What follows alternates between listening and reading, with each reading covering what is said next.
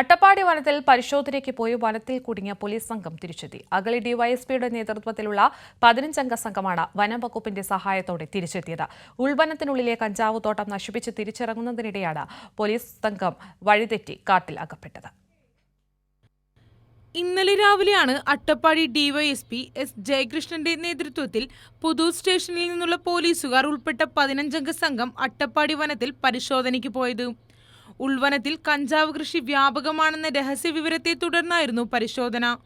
കഞ്ചാവ് തോട്ടം നശിപ്പിച്ച് തിരിച്ചിറങ്ങുന്നതിനിടെ സംഘം വഴിതെറ്റി മുരുകള ഊരിനു സമീപത്തെ പാറക്കെട്ടിന് മുകളിലെത്തി. സന്ധ്യ ആയതോടെ വെളിച്ചക്കുറവിനെ തുടർന്ന് കുത്തനെയുള്ള മലയിറങ്ങാൻ കഴിയാതെ സംഘം കാട്ടിൽ അകപ്പെടുകയായിരുന്നു.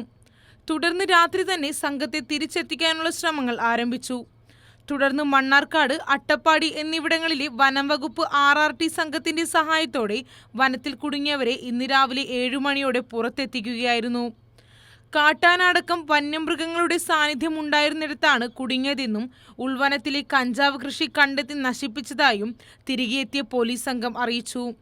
കൈരളി ന്യൂസ്, പാലക്കാട്.